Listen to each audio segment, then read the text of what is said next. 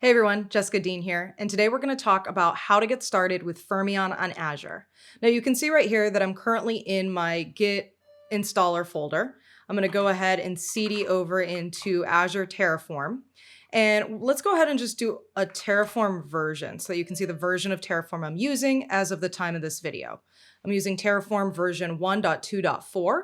I also have created an alias for Terraform, so I can just simply type TF version and get the same information back.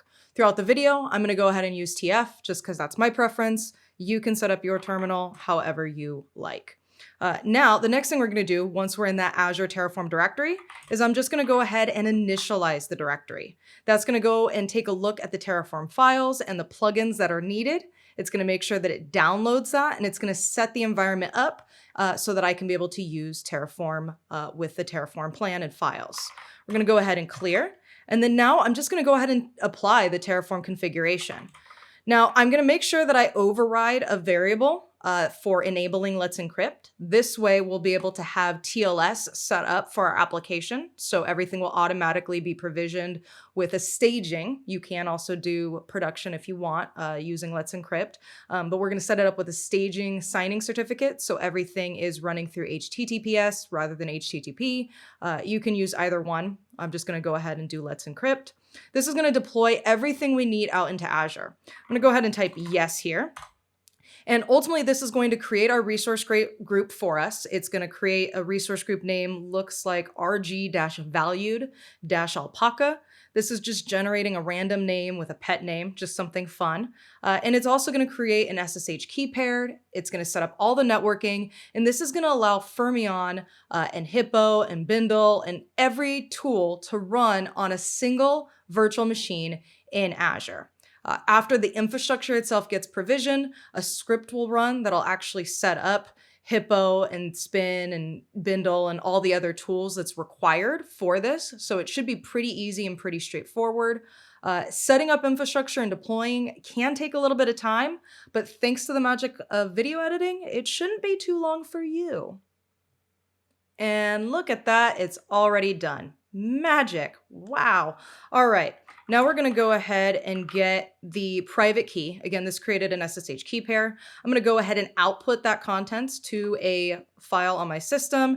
And then I'm going to remember to modify the permissions of that file so that I can use it when I tunnel over to that virtual machine. We'll clear the screen here. And now I'm just going to do an SSH-I where I specify the identity, that private key I just exported. And thanks to outputs, I also can use tf output-raw and get the public IP address. I'm going to go ahead and type yes. Perfect. It added that to my known host file.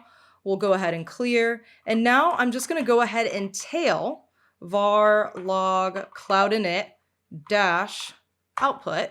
And we can actually watch as Bindle's being deployed, traffic is going to be deployed, Hippo's going to be deployed. This is that script that I mentioned earlier, that everything you need to be able to run your first Spin or Fermyon application using Azure and Terraform, everything you need is going to be set up and deployed for you.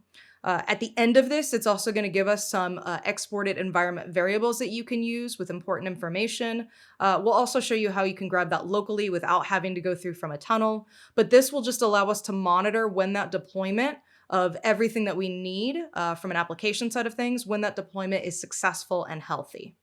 Again, thanks to the magic of video editing, this shouldn't take too long. And look at that. It's already done. All right, we're going to go ahead and clear. You can see this is where it's exporting the console address, Nomad, Vault, Bindle, Hippo. Again, this is nice to know, and it's nice to know that this is successful, but we're going to go ahead and close this tunnel right now and go back to our local system. Go ahead and clear my screen here. And now let's just go ahead and export. Actually, I can just go ahead and tab that over. We're going to go ahead and export some environment variables that our terminal, our local instance, our local shell can go ahead and consume. So now if I just comment back my Hippo URL, I now gain access to quite a bit of environment variables that were outputted from the Terraform deployment.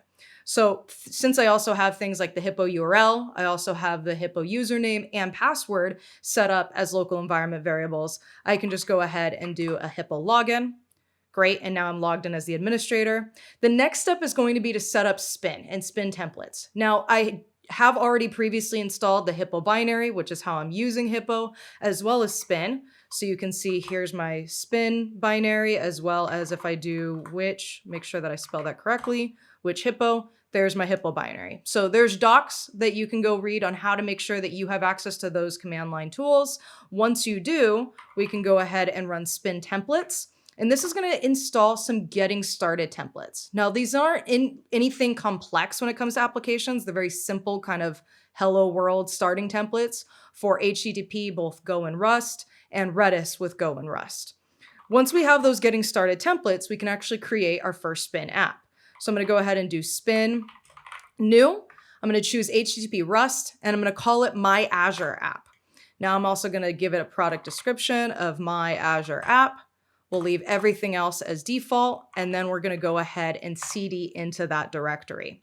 Now, the next command I'm going to run is just using spin. So we're going to go ahead and do spin build, and that's going to run the cargo command since we're using Rust, and that's going to build our Wasm and Wazi spin application so that we can deploy that over onto the Azure virtual machine. Again, thanks to the magic of video editing, this should be fairly quick. Also, this is just running quick anyway. And there we go. Now I'm going to go ahead and do spin deploy. And this is going to deploy that new simple getting started spin app that we were able to use again from the spin templates. And we can see there's our available route, spin-deploy.myazureapp.hippo, etc., etc. I can also see this in the Fermyon dashboard. So don't forget, I do have access to those environment variables that were outputs from Terraform.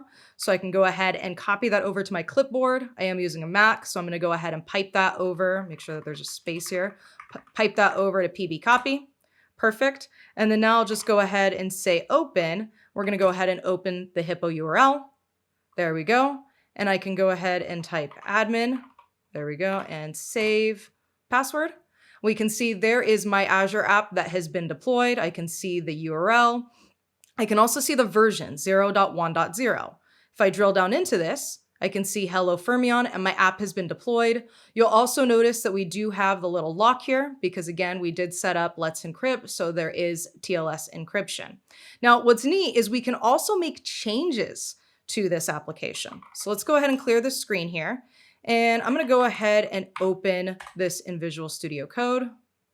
Bring up a new window here. Perfect. All right. Now we have a few files while Visual Studio Code is loading. We're going to go ahead and go into our lib.rs file. And rather than saying hello Fermyon, it's a little boring. It's a little dry, right? I'm going to go ahead and say from Azure, and I'm going to add 3 exclamation points because the application is excited and I'm excited that now this is working on Azure.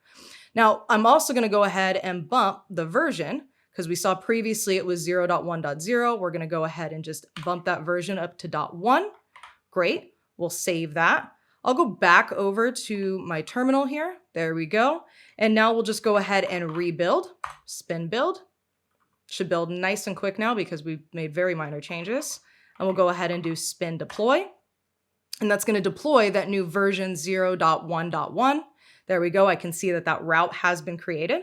So we're going to go over to our Fermyon dashboard again, and we'll just go ahead and do a little refresh here. There we go, 0.1.0. You can see there's the application. The URL hasn't changed. We can drill down into this. Now you may notice a 404 page not found.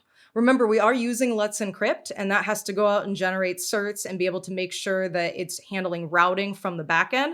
So sometimes this can take a little bit to spin up. Give it a few seconds, should take 10 to 15 seconds tops, and then now you'll see your application. So here we see our changes. Hello, Fermyon from Azure. And that's how easy it is to get started with Fermyon on Azure. Thanks, everyone.